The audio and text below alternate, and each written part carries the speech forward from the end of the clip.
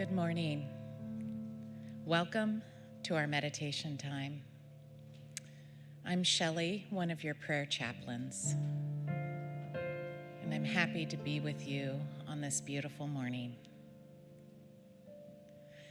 So if you haven't already, I welcome you to settle into your chair, get any wiggles out, close your eyes, and just start deepening your breath, making it fuller, slower, sinking inside of yourself.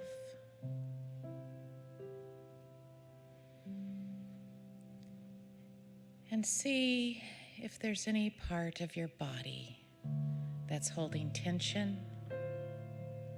Perhaps your shoulders can relax even more. Feel yourself fully supported by the chair, your feet on the ground, connected to Mother Earth. And as you take another deep, slow breath in and slow breath out, just let any mental busyness go. Calm your thinking. Perhaps you'd focus on a word or a phrase, or just follow your breath.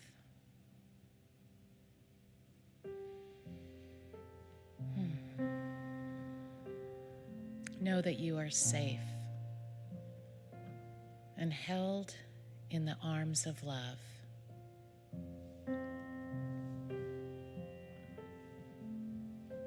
And another deep breath in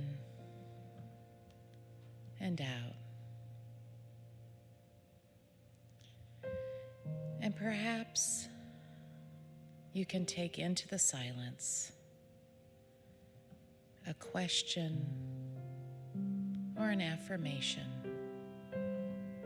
Just let it be and let it bloom. Perhaps you can ask, how am I to shine love into the world today?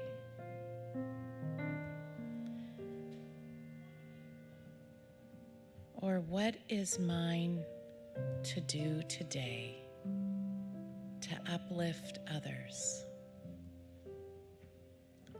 Let the still small voice speak to you. Know that it is coming from your soul and fully supported by the Divine Beloved. And as we go into the silence, know that you are love, that you are loved, and that you project love.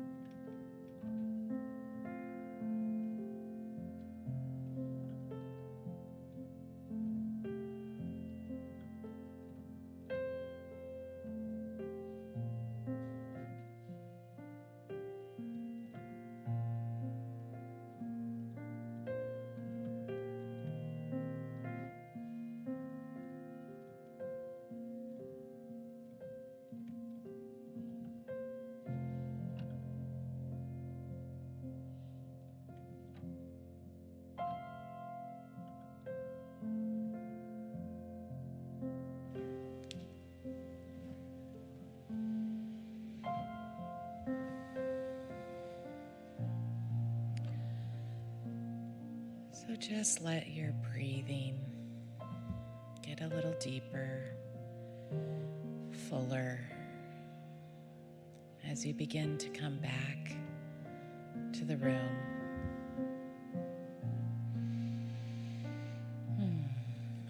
Feeling grateful and appreciative for this time in the silence, this time communing with God. And take into your day whatever you received and shine that forth. So perhaps you'll wiggle your toes, move your back a little as you come fully back into the room, ready to enjoy the service today, to connect with other people. So we welcome our community. We give thanks for all the volunteers, for the music, for Dr. Richard, and all those here today. May you have a blessed day, and so it is.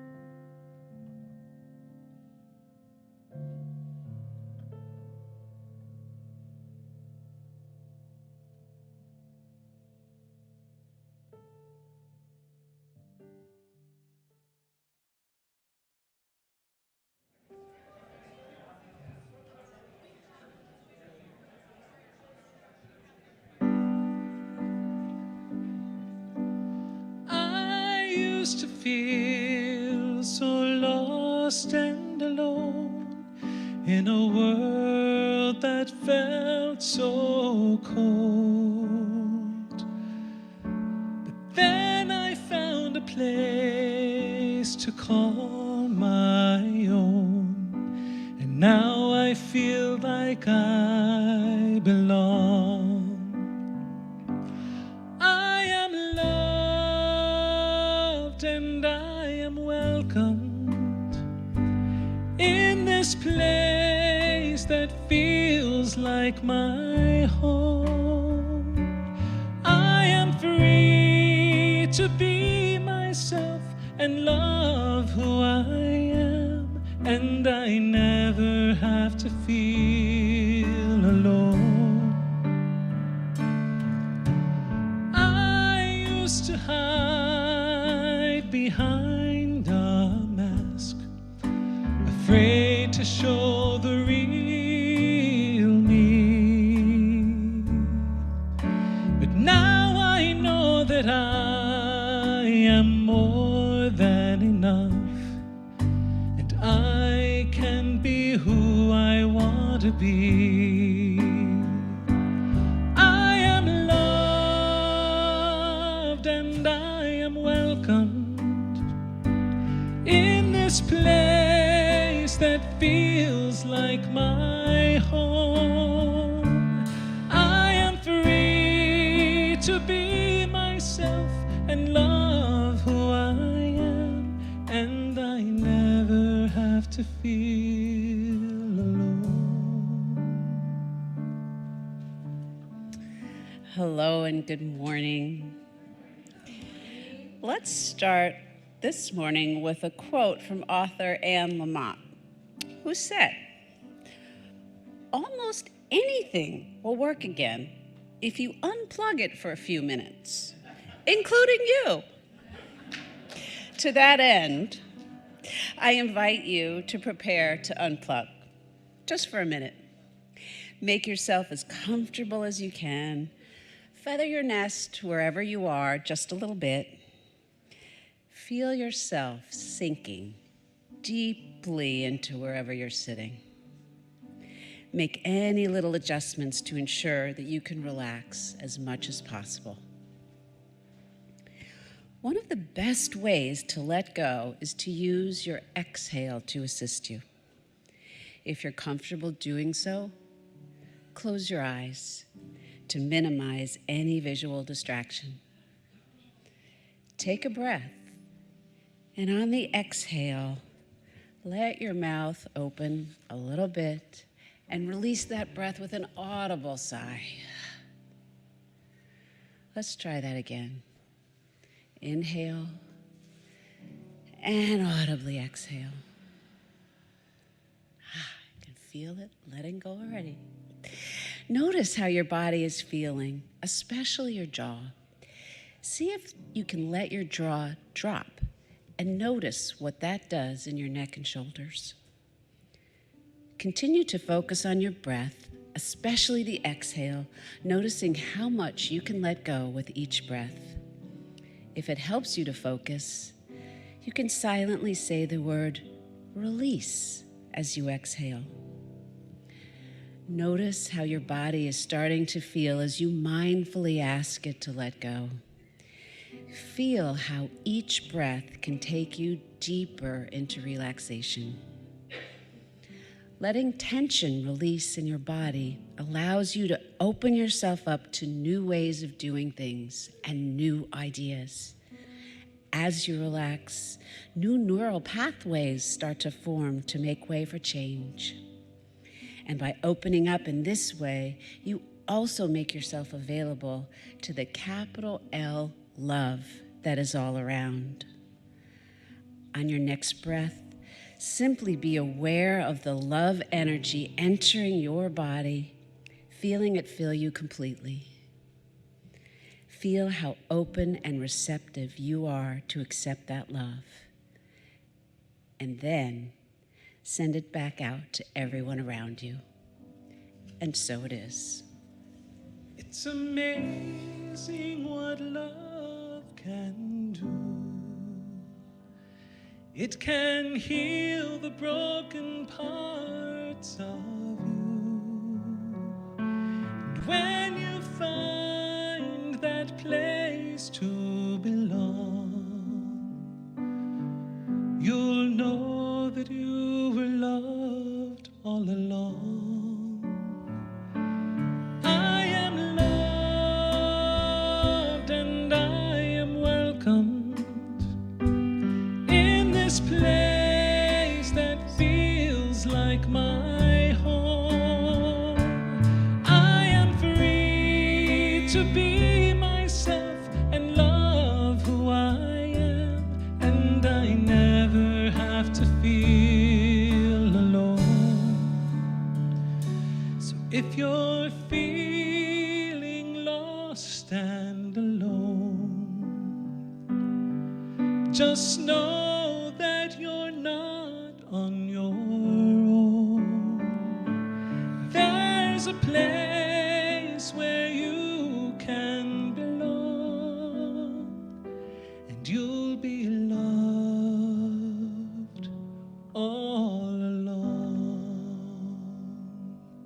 Good morning, UIL. That's my most recent foray into songwriting, so thank you for thank you. I was changing the melody up until this morning, so I'm glad I got through it. Thank you. If you'll stand as you're, thank you so much. If you'll stand as you're able and greet one another, and while you're at it, learn a new name. I'm in the right place at the right time. I am just where I'm supposed to be. I'm in the right place at the right time. I am just where I'm supposed to be. I'm in the right place at the right time. I am just where I'm supposed to be. I'm in the right place at the right time. I am just where I'm supposed to be. Oh, my soul is welcome here. Oh, my soul is welcome here. I am getting the message loud and clear. My soul is welcome here. I'm in the right place at the right time. I am just where I'm supposed to be. I'm in the right place at the right time. I am just where I'm supposed to be. Oh, my soul is welcome here. Oh, my soul is welcome here. I am getting the message loud and clear. My soul is welcome here. I am getting the message loud and clear. My soul is welcome here.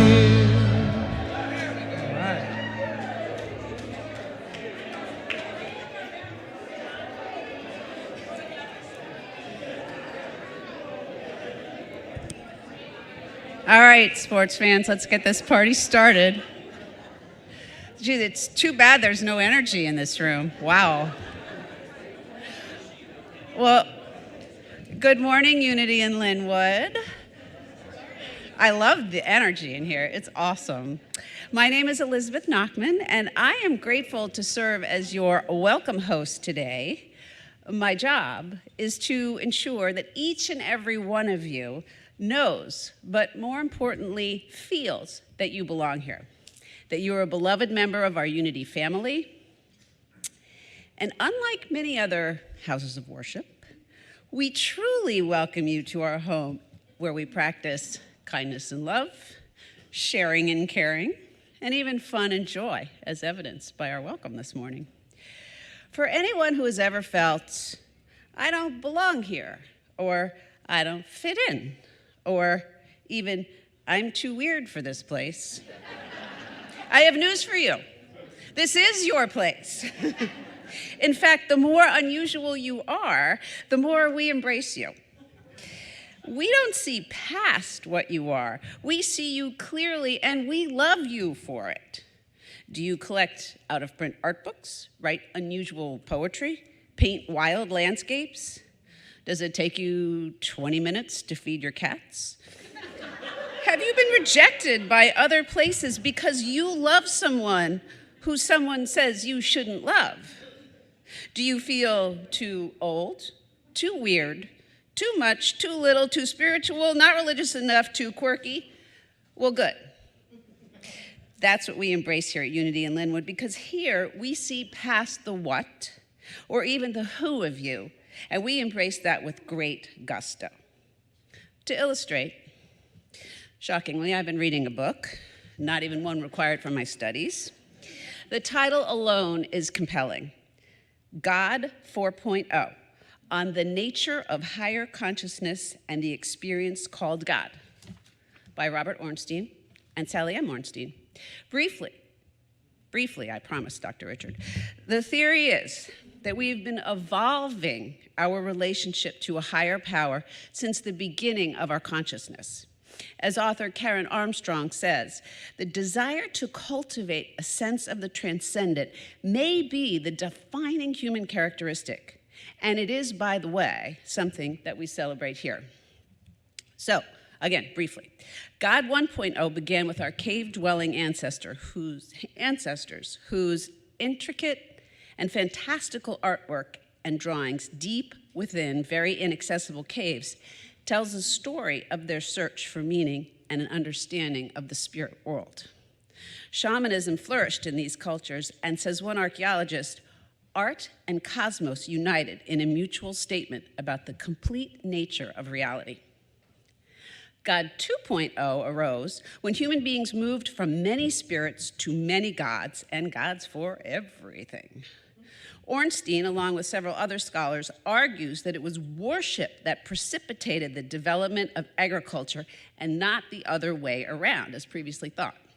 To quote one archaeologist, first came the temple and then the city. And as Ornstein says, cosmic maintenance, I love that, ensuring that the sun would rise and set and that the seasonal cycles would continue, meant that a connection to the cosmos via worship was vital. As humanity moved towards God 3.0 in approximately 1000 BCE, belief in a singular God became the hallmark.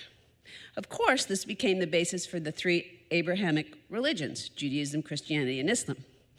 Forgive me for glossing over 3,000 years of monotheism, but my time is limited. It is God 4.0 that I want to mention, because it's what unity is all about, and why I think unity is part of the next phase of our spiritual evolution. Ornstein says about God 4.0, when you see God and the higher consciousness perspective as a venue of connecting, then love is a connection. Truth is connecting things together, and the statement, God is love, God is truth, God is everywhere, makes sense, since it is all about the unity of what might seem separate. It is in the consciousness of the connectedness of things that we, in perceiving that we are part everywhere, experience the first glimpse of knowing God. Close quote. I think Unity co-founder Charles Fillmore could have written that had he lived another 70 years. As he said, unity is the universal oneness of God, man, and all creation. The only real unity is in spirit, and it is in the spirit of spirit that we welcome you here today. Thank you.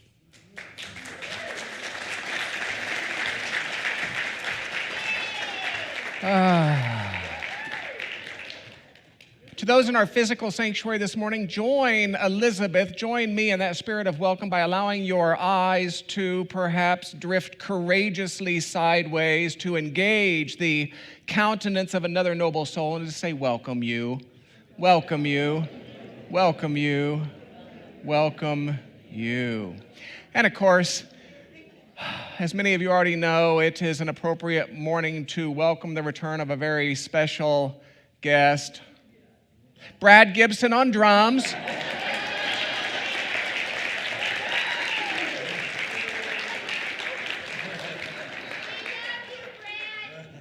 And of course, would you welcome the return of your prodigal daughter? Her name is Reverend Nina Clark.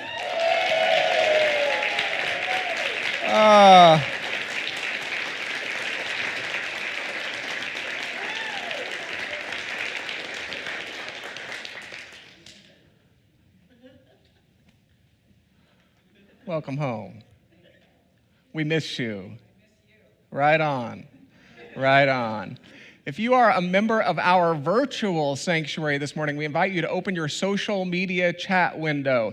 Identify yourself by first name. Identify yourself by geography. Allow our social media host, Callee, and the many others who are with you to extend this spirit of welcome to you. And even now, we welcome Dale and William and Dallery, Ursula, Chris, Jody, and so many more. Members of the virtual sanctuary, would you join me in welcoming members of the physical sanctuary? Would you join me in welcoming members of the virtual sanctuary by turning to this camera graciously and generously, facilitated by Fran Curley, by speaking the following words: we see you. We welcome you. We know a high and noble truth for you. We stand for you. And we stand with you. Welcome you. Welcome you. Welcome you. Right on. If you would like to pray with someone following the conclusion of our time together, members of our physical sanctuary are invited to greet a prayer chaplain in this general geography. Would those prayer chaplains in service to this assembly today identify yourself by raising a hand or standing, please?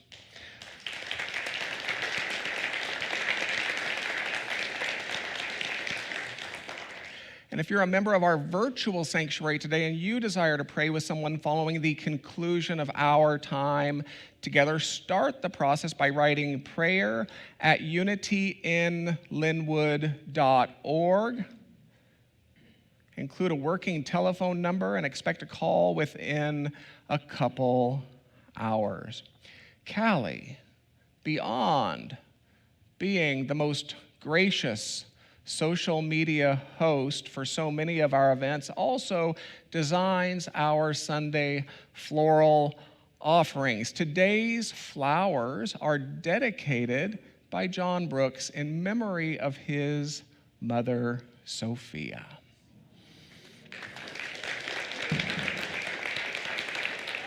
Of course, if you would like to make a flower dedication, you may do so by visiting the gift shop. The suggested love offering is only $25. Our mission statement, 4 words long. And yet I would gamble that you agree that it is deep, deep, deep in meaning. Practical spirituality, welcoming community. And so it is that every week I like to support this with one of the 6 statements we developed in conversation with each other and with our board of trustees in 2014. Today I offer the 6th of the 6, and it reads as follows.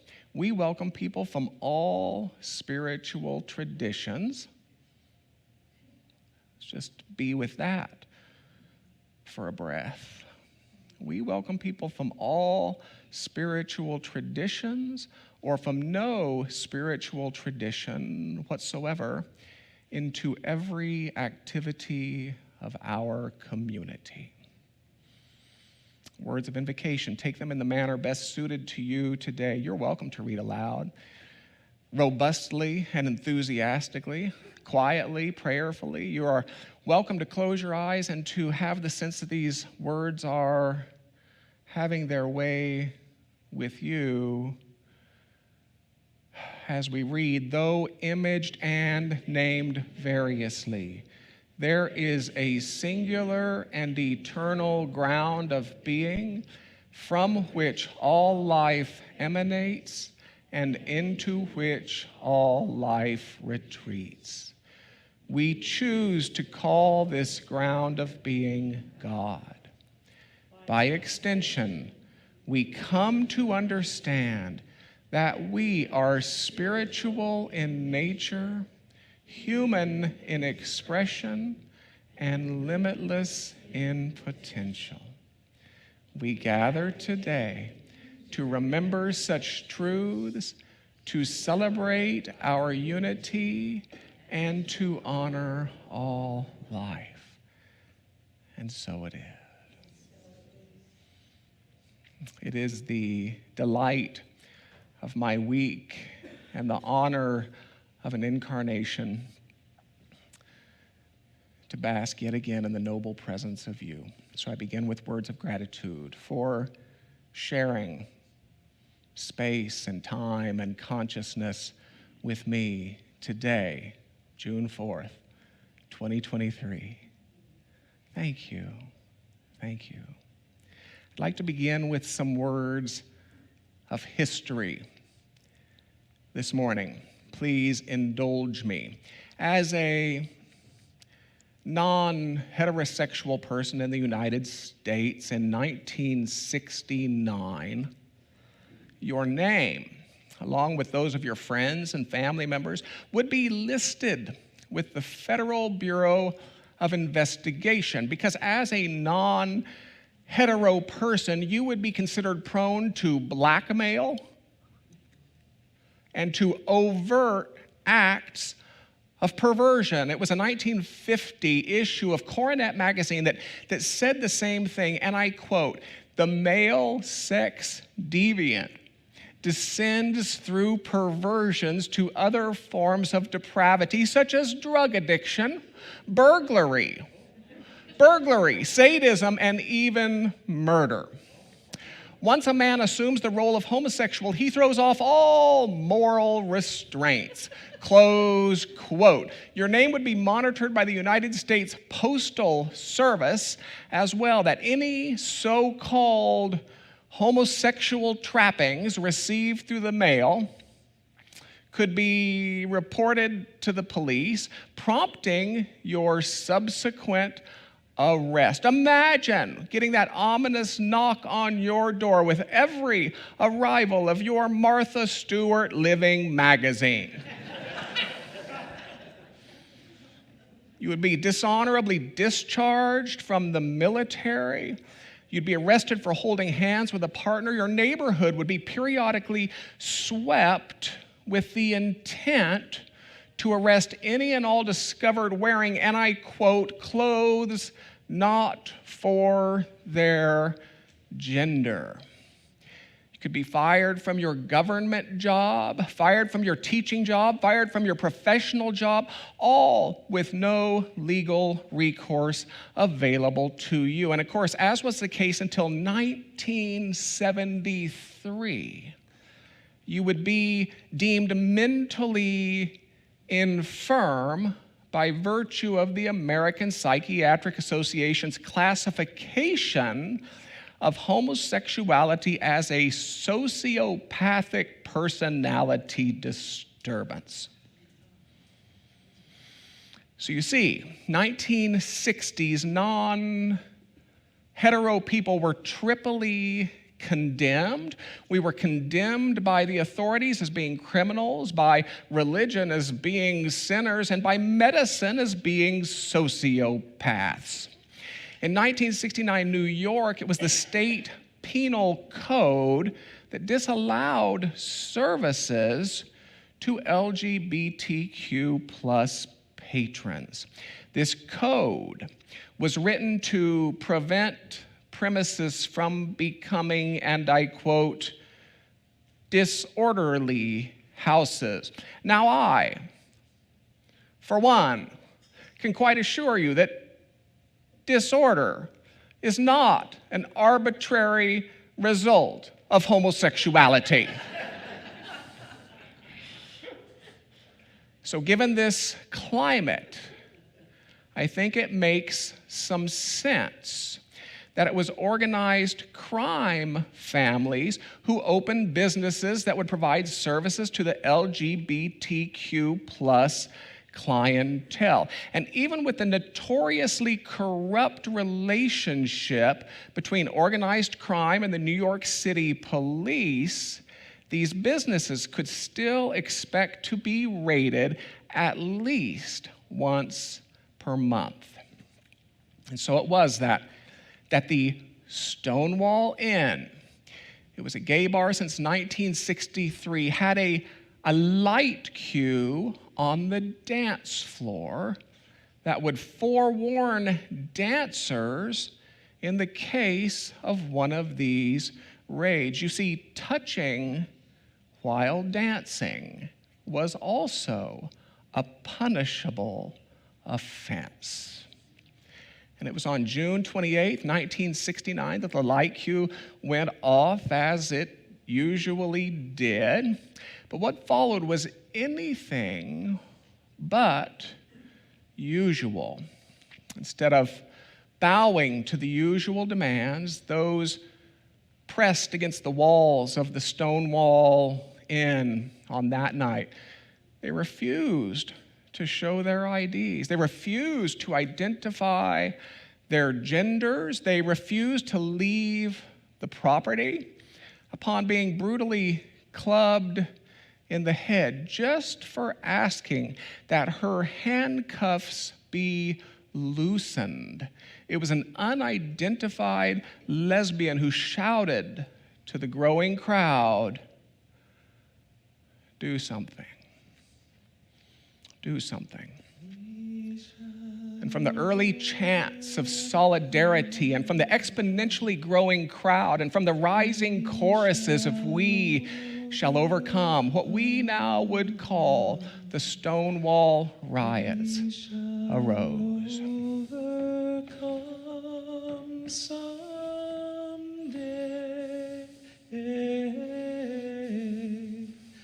Oh, deep in my heart, I do believe we shall overcome someday. We'll walk hand in hand. We'll walk hand in hand. We'll walk hand in hand someday.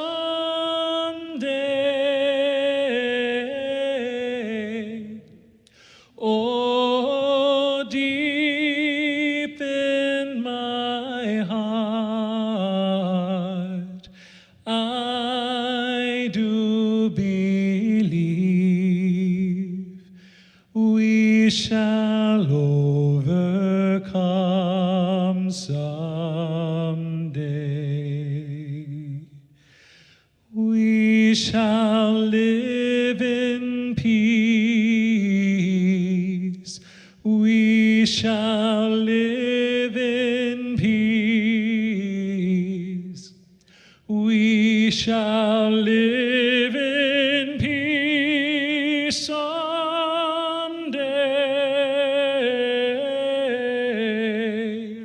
Oh, deep in my heart, I do believe we shall overcome someday.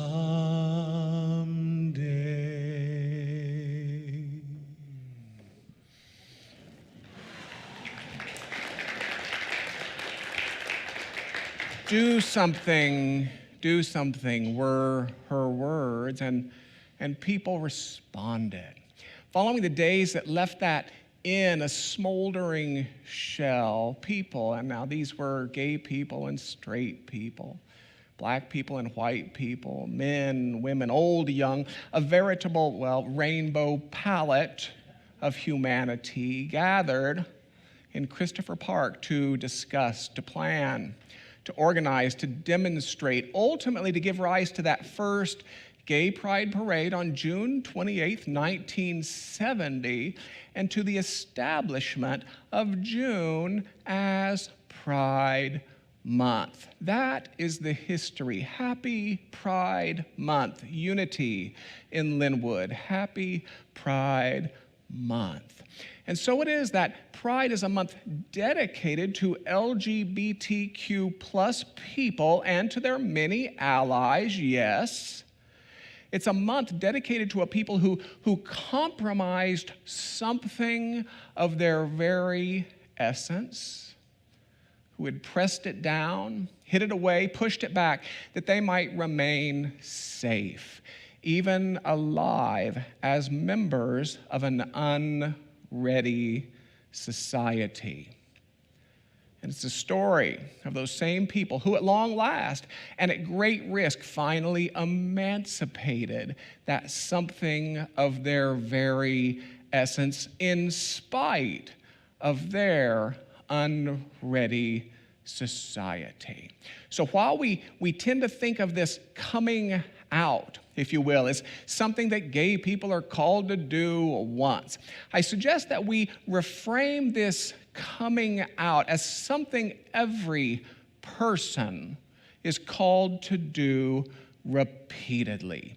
I suggest we reframe this coming out to include every person who, at long last and even at great risk, finally emancipates that something of their very essence, an essence which might have been pressed down, hidden away, pushed back, in spite of that unready society. Whether society for that individual has taken the form of partner, family, church, community. In other words, while we like to think of this coming out as an individual matter of orientation and identity, I suggest we reframe this coming out as a universal matter of authenticity and courage.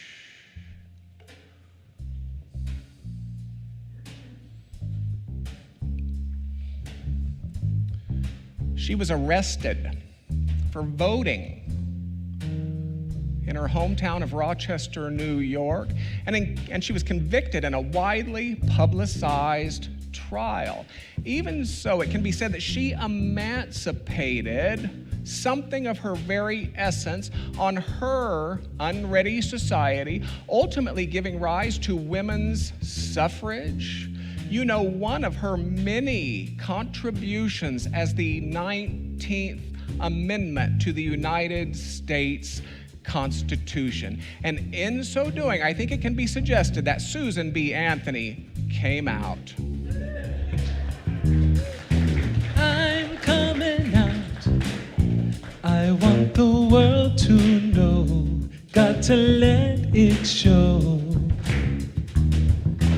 I'm coming out. I want the world to know. Got to let it show. You already know he was arrested for sabotage. He was imprisoned for 27 years. Even so, he emancipated something of his very essence on his unready society, ultimately giving rise to the end of apartheid in South Africa. In so doing, I think it can be said that Nelson Mandela came out. I'm coming out. I want the world to know. Got to let it show. I'm coming out. I want the world to know. Got to let it show. And of course, she was arrested for sitting down in defiance of an Alabama law requiring her to relinquish her seat to any white person.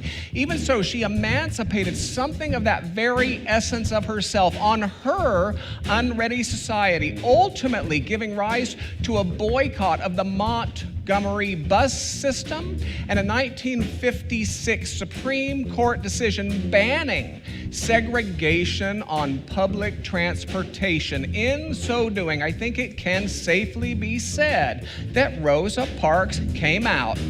I'm coming out. I want the world to know. Got to let it show. I'm coming out. I want the world to know. Got to let it show. And of course, he was arrested 5 times, 5 times. Even so, he emancipated something of his very essence, ultimately giving rise to the end of legal segregation of African American citizens, to the Civil Rights Act of 1964, to the Voting Rights Act of 1965. It would eventually earn him a Nobel Peace Prize. In so doing, I suggest that the Reverend Dr. Martin Luther King Jr. came out.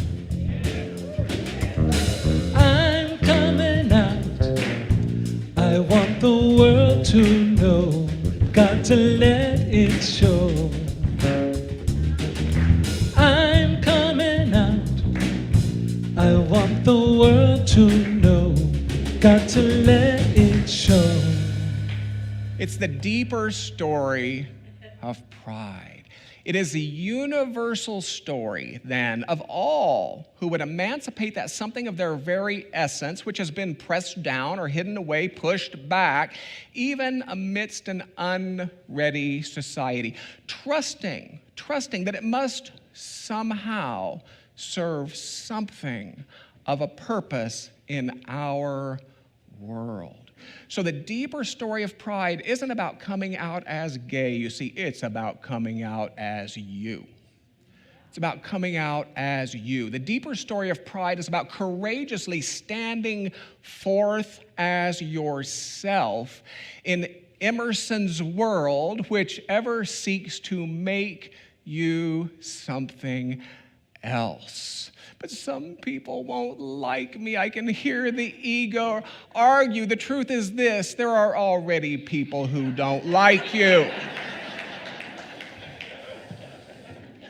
So coming out as you, emancipating that something of your very essence, which has been pressed down, hidden away, pushed back, allows you to move forward knowing that at least the right people like you. That you finally found your authentic tribe by right of consciousness.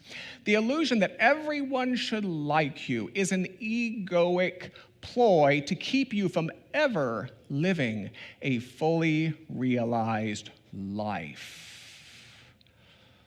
The illusion that everyone should like you is an egoic ploy that would divert your loyalties from that which is in here to that which is out there. It's to create a false idol of every human opinion, every stagnant comfort, every loud voice, every passing trend.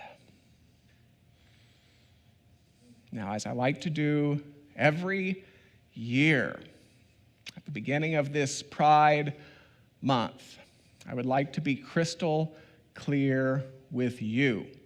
Take a deep breath with me. If your life is somehow touched by the intersection of spirituality and LGBTQ plus issues, here's what I want you to get this morning. The Judeo-Christian Bible has never condemned you. The so-called clear teachings of the Bible are found in no more than 9 references within 66 books spanning some 1,000 years. The most cited being those found in Genesis and Leviticus, and virtually all of which address matters of violence, rape, abuse, tribal preservation, not matters of orientation. The Judeo-Christian collection has been misunderstood, it's been misconstrued and misinterpreted. It has been twisted, distorted, and weaponized to sanction humanity's lowest impulses and deepest prejudices against those of certain religions, against those of certain geographies, against those of certain skin tones, against those of certain classes, and yes, against those of certain identities and orientations for centuries. Pride is a celebration that asks each of us, is there something?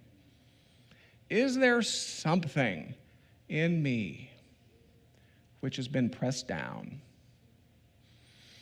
hidden away, pushed back? And is it time to emancipate that something of my very essence in spite of my unready society, trusting that it might somehow serve a purpose in our world? That is the question of pride. It's the beauty of the rainbow as a symbol. You see, it's not that the colors are homogeneous, it's that the colors are harmonious. It's that the very essence of each somehow contributes something to a greater beauty. If we can discern anything of God by observing God's expression, we can know that God celebrates diversity.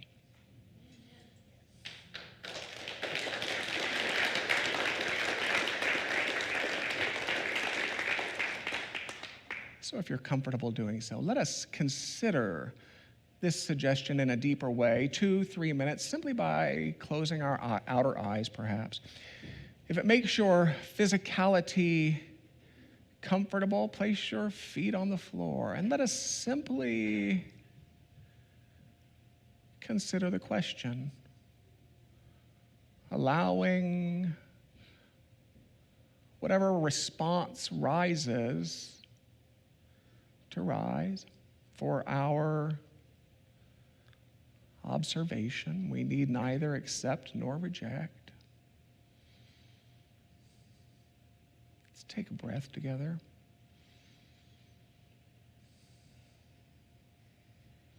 Is there something in me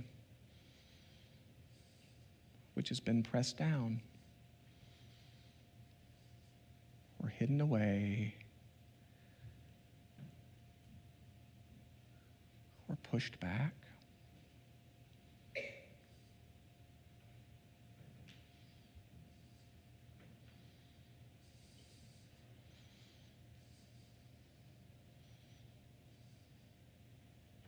And we watch.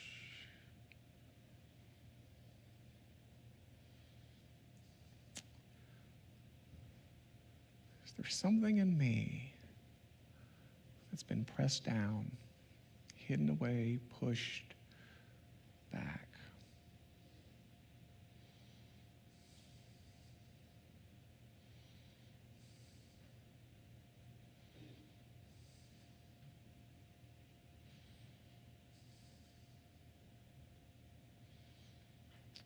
And is it time? Is it time to emancipate that something?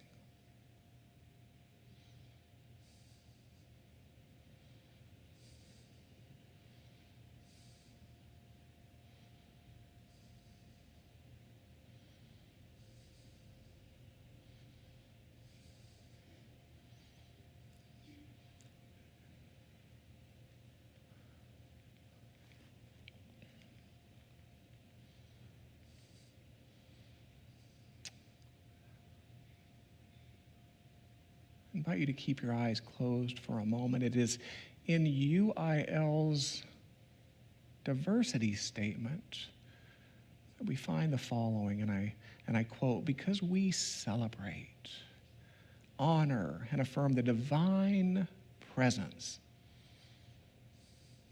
in every person, we welcome you. We welcome your thoughts and ideas. We welcome your gifts and talents. We welcome everyone into this community without regard to age, abilities, race, religious beliefs, cultural background, gender, or orientation.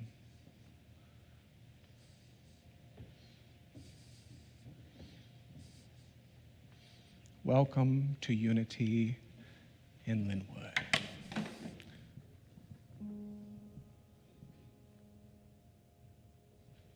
Here in the dark, I stand before you, knowing this is my chance to show you my heart. This is the start. This is the start. I have so much to say, and I am hoping that your arms are open.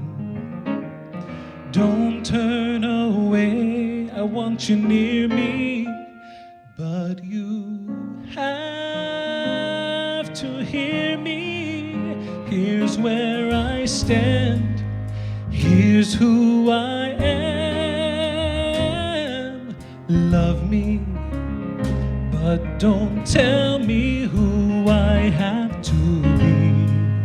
Here's who I am, I'm what you see.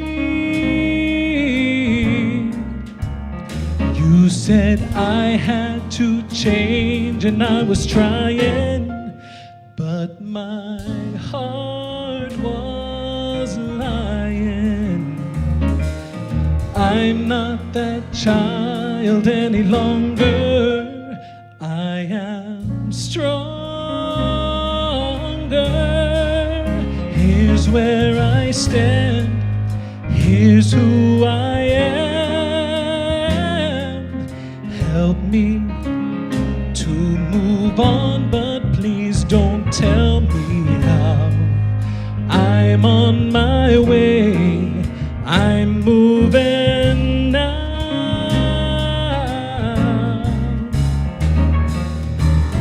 In this life we've come so far, but we're only who we are.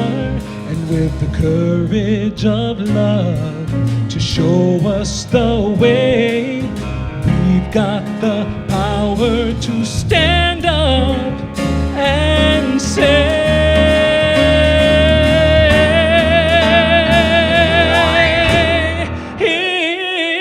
here's where I stand, here's who I am. Stand up and be counted, I'm counting on you. If you're with me, we'll make it through. Here's where I stand, here's who I am. Love me, love me, love me, and we'll make it through. Here's where I stand, baby, baby, baby, I'm counting on you. Here's where I stand. Love me, love me, love me, and we'll make it through.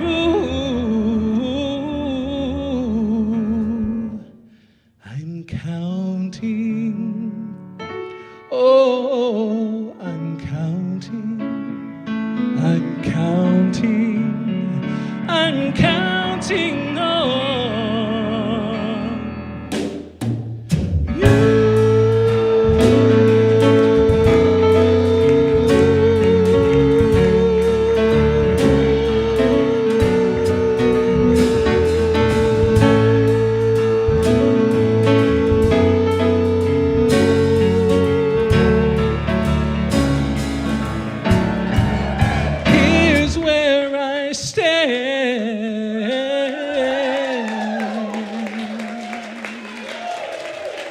Thank you so much. Thank you.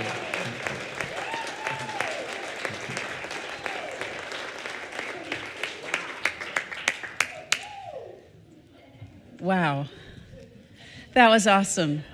Thank you, Dr. Richard. Matthew, musicians, I'm coming out with all of you. And throughout the talk this morning, there have been appropriately little rainbow prismatic lights all over this side of the sanctuary. It's really cool. So inspired. Now is the time that we would like to give you the opportunity to give back to this incredible community. I don't know about you, but I often forget that in the words of Charles Fillmore, it is necessary to give freely if we are to receive freely. The law of receiving includes giving. We cannot impoverish ourselves by giving, but rather we increase the supply. And it is in this spirit that we offer electronic giving options on the screen. For those choosing to give a physical gift, we ushers will be passing baskets. And if you would like any information about Unity in Lynnwood's programs of regular giving, planned giving, or legacy giving, please grab a Giver Circle card in the seat back in front of you, or reach out to Dr. Richard directly. For those participating already, thank you so very much. Please join me in our affirmation as it appears on the screen. I give freely and fearlessly, fulfilling the law of giving and receiving. Blessed always, blessed always, oh, the arms of God surround us. Let our joy be so triumphant that we rest in God and say amen. Blessed always, blessed always, for the arms of God surround us. Let our joy be so triumphant that we rest in God and say amen. Blessed always, blessed always, for the arms of God surround us. Let our joy be so triumphant that we rest in God and say amen. Thank you. Thank you, everyone. I have some announcements to conclude, but before we get to those, we like to take a moment to welcome anyone who might be new or newer today. If you would identify yourself, maybe with a little wave, we'd give you a little round of applause. All right, he's brave. Welcome. All right, thank you. Welcome. We encourage you, if you were new or newer, to check out the chair back in front of you. There are some cards in there, a stay in touch card. If you fill that out, you'll get 1 or 2 emails a month letting you know what's going on here. They're really fun and very informative. Also, if you would like to meet me after service at the Welcome and Information Station, I will take your card and welcome you, answer any questions you may have about Unity in Lynnwood. Love to welcome you personally. Also, make sure to stop by the Soul Things gift shop if you would like a complimentary copy of the Daily Word. And just ask Marianne, who is in the gift shop for that. Also wanted to feature today, because I love to feature things in the gift shop, 2 CDs, both from our own Steve Mason, this I'm told is new, as well as from the Winterlings, Amanda. These are both available in the gift shop, along with Matthew's CDs, of course, but I encourage you to check out everything that's available, because there's some really cool stuff in there. Okay, and now I would like to welcome our hands-on housing leaders, Daniel, John, and Ann, to introduce our 2023 project. And Elizabeth, a great coordinator. Let's give Elizabeth a round of applause here. Thank you, Elizabeth. Good morning, UIL. I'm excited to be here. My name's Daniel Coffis. I'm joined up on stage. You guys can come on up. John Brooks, Tim Vokes, and Ann Thurley. And we're here to share with you a vision that we started about 4 years ago. And it's a vision around hands-on housing and coming out in the community. We've been on a journey. Tim's going to walk you through a few slides. You see a few snapshots up here of some of the recipients of our hands-on housing program. And Tim, let me turn it over to you. Thank you, Daniel. So we've been doing this now. This will be our 5th year, but I want to go back a little bit. You'll see our first home, 2019. Cheryl Martin's. It needed a haircut. Keto. Daniel brought this game with him from Austin, Texas, Unity Church. And we weren't quite sure how we were going to do this. So we picked our first house. And if you can kind of see, we went from the previous slide to this. We painted a house. We dug out a house, did a little bit of landscaping. Was quite proud of this, but this next slide is probably my favorite. We had, I think in the morning crew and the afternoon crew, or people who stayed all day, close to 90 people. And that's my daughter on the top of the roof. Not too happy about that. It's a very big project, but this was pre-COVID. And this sense of service was rather spectacular, and we declared it a success. So we said, let's do another one. If we go to the next one, 2020, Melanie Whopper's home. And we started the trend of blue homes. It seemed if your home was blue, we would pick it and then fix it up. COVID started, but yet we still, all masked up and working together, did another project. So please move forward. Finished. Probably not as dramatic as some, but there was quite a bit of work and tree cutting and trimming that went on here as well. 2021, Cheryl Stevens, 3rd home. Take a look here. We'll move forward. Again, dug out, painted a whole home, and you may not know it, but I think Don Duran still has scars from chopping the trees down in the back. Anyway, just a sense of a start. And now that COVID's over, I would like to invite Ann up here kind of to walk us through the last part of this, but we don't need your money, but I do need your time. So, come on in. So good morning, everybody. I have been on every hands-on housing project since 2019. Let me tell you, it was hard work in sunshine, wearing a mask, but the end result for all of our homeowners is so well worth it. And for the people who volunteer, it's a lot of fun. You get to know people better, maybe, than you've known them, seeing them in church. And you have the sense of accomplishment at the end of the day. Last year was very interesting because Susie Du is 80 years old, Chinese, and spoke no English.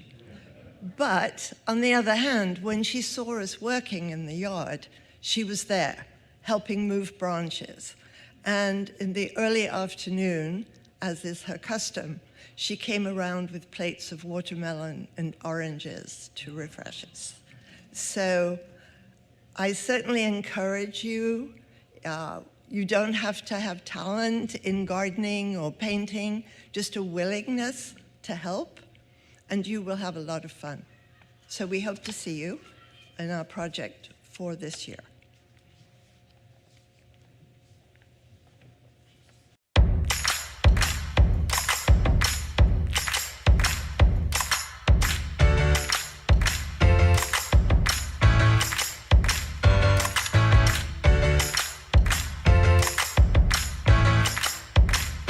Here we are at our 4th annual project.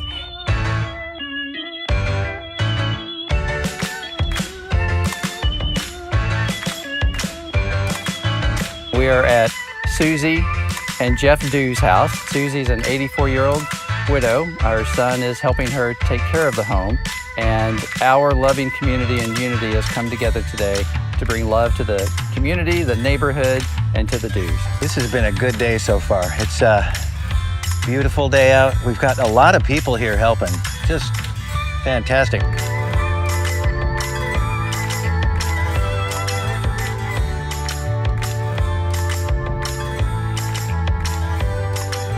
I'm a gardener. I am always doing things in the yard, and it's always wonderful to be able to weed and to trim and to prune, and at the end of the day, the homeowner will have a garden again that she can be proud of.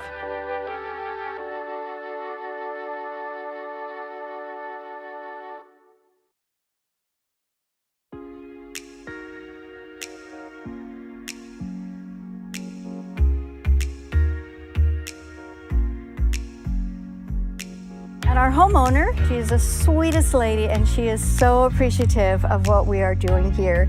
The family, the lady who owns the house, she's out here carrying branches around with us, and yeah, it's a good thing, man. People are smiling a lot.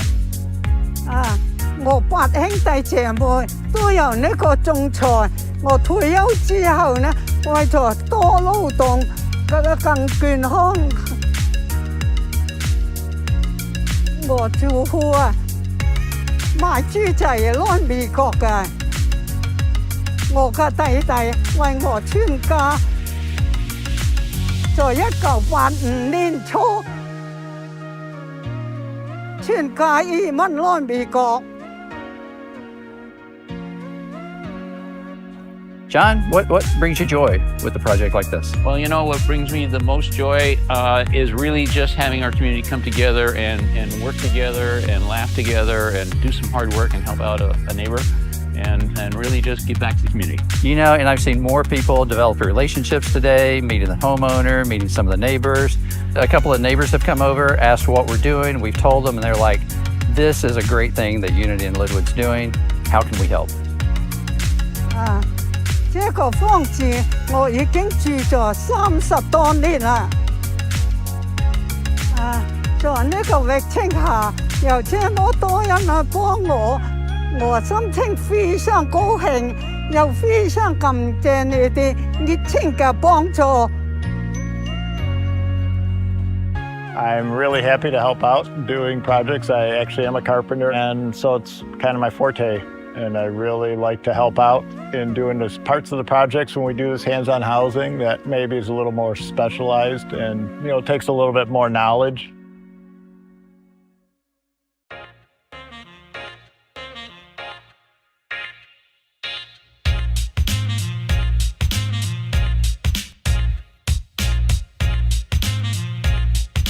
Feeling at the end of the day of accomplishment, of really seeing a makeover in one day is really satisfying.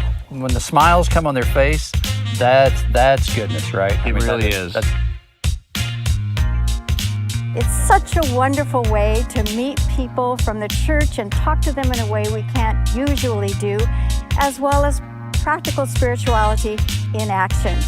I just think it's great that we're able to do this, you know, that the church is able to give back to the community in a good way. It's such a satisfying thing to do.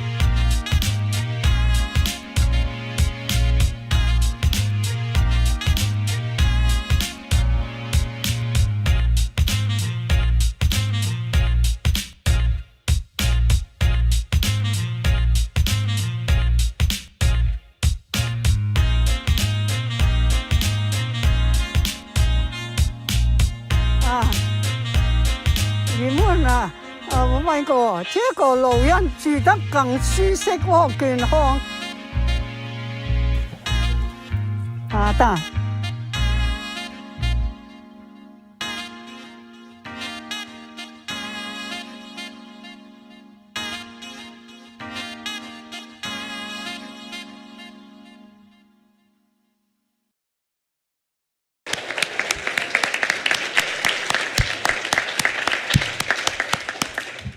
It's really appropriate to give a special shout out to Nathan Lane, who put these videos together. He did the camera work on site, spent time with us shooting all the activities that people were engaged in, and then found a way to weave it together in such a special way that I hope you get the sense of just how much work we got done and how much fun we had with each other doing it. So I'm here to talk about this year's project. It's going to be on August 5th.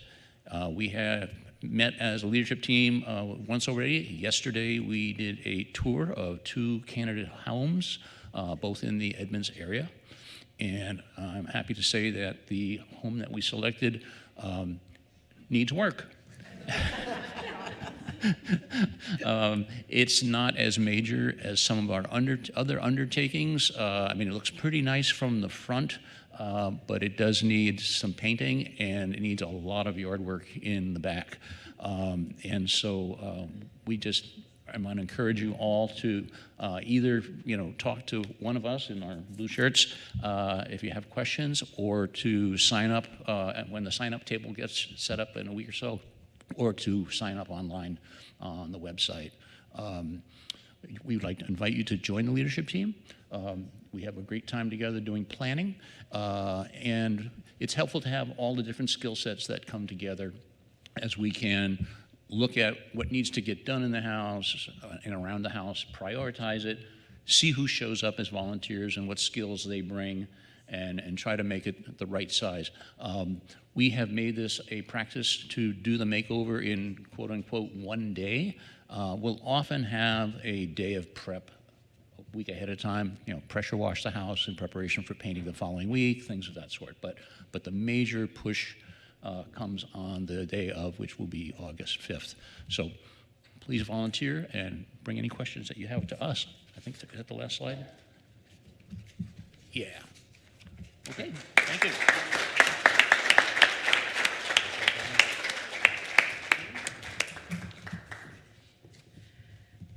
So cool. Hope you all can sign up and do good works. Just a couple last announcements. Please do register for any of our events by visiting the calendar page at www.unityinlynnwood.org. Couple of small group ministry things that are going on. To highlight 2, on June 17th, the women's group welcomes you to join them for a day retreat to the Earth Sanctuary. Shuttle and ferry to Whitby for a day in this serene garden for only $25. Or join the men's group for Work, Pray, Eat, build community through a shared group project, spiritual communion, and a relaxing barbecue lunch. Again, please register. Both events begin at 8:30 on June 17th. The first Sunday of the month, which is today, is Newcomer Sunday, and all are warmly welcome to stay for today's newcomer potluck. So hope to see you there. Tonight, please join internationally acclaimed artists Christopher Wagner and Joanne Kong for Strands of Compassion, beginning at 7 p.m. as the launch to Unity in Lynnwood's summer concert series offered on a love offering basis.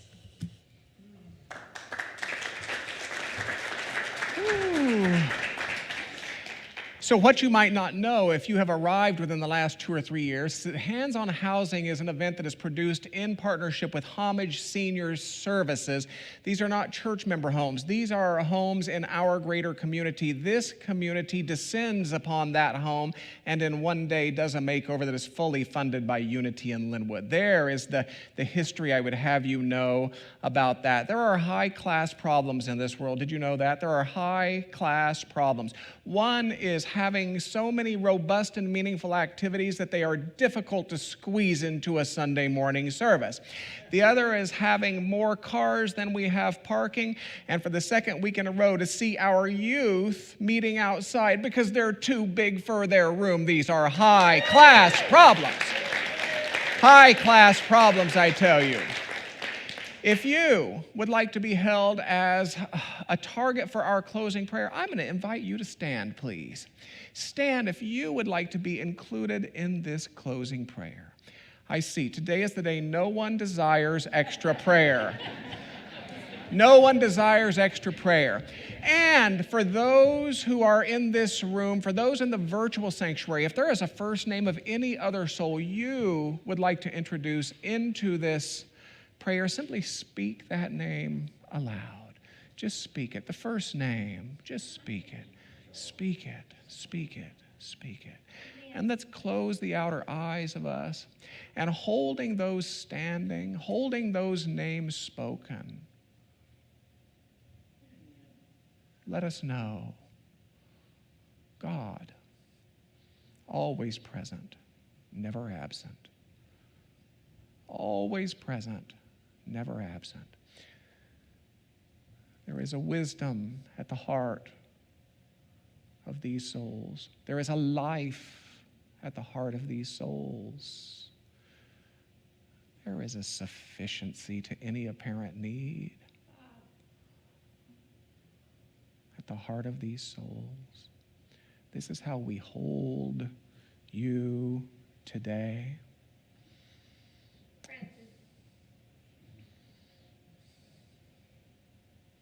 And so our prayers become those of availability, those of willingness, those of yes then.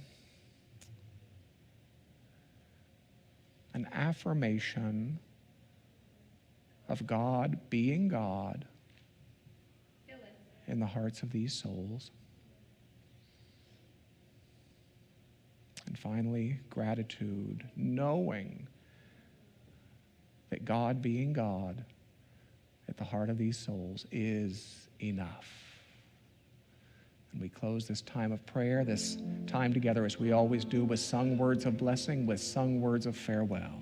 May the long time sun shine upon you, all love surround you, and the pure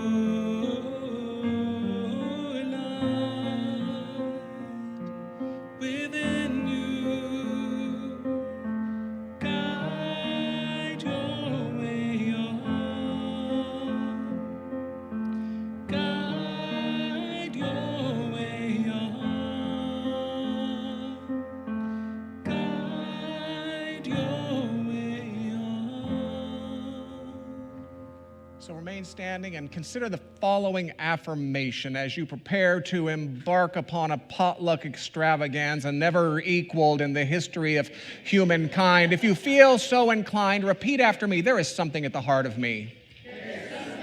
It is noble. It is wise. It is ample.